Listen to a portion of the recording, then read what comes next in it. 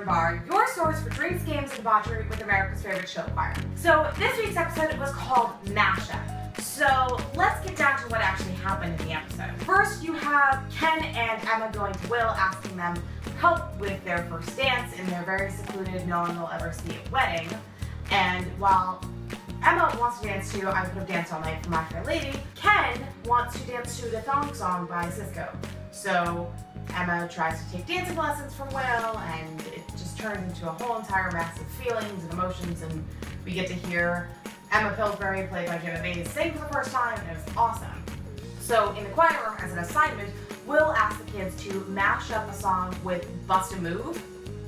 So it was the kids' assignment to try and find a way to find a song that matches up with it. Puck has a dream about Rachel and decides he wants her to be his Jewish girlfriend, Queen, and she still obviously has feelings for Finn, so in order to make Puck feel like he actually has a chance, she's like, well, I don't date guys unless they are willing to sing a solo in Glee Club, so he sings Sweet Caroline. It was awesome. Sue actually falls for her co-anchor for the news, Rod Remington. When he says that he's a swinger, she decides she wants to take swing dancing lessons with Will after they're done fighting, and when Rod ends up breaking up, even though they weren't ever dating, Sue goes back to her meat ways. All of that's happening, Finn and Quinn have to deal with the fact that they are no longer popular and getting a lot of slushies thrown in their faces.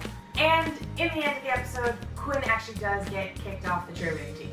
Ken decides he doesn't like how Will is dealing with all the kids, so he adds an extra practice on. So the kids who are on the football team do have to choose between Glee and football. Majority of them do end up choosing Glee. Finn does talk to Ken Tanaka and works out a way for them to all be doing both. So let's get started with this week's drink. All you're going to need is some pineapple juice, some maraschino cherries in juice, and some bourbon. So first things first, in your glass with no ice, because this is really cold, I'm going to put about a shot's worth of bourbon in. Then I'm going to take some of my maraschino cherries. I'm going to take 2 along with the juice from them. Pour a little bit of the juice in. And then put in 1 cherry. Then you're going to top it off with some fresh pineapple juice.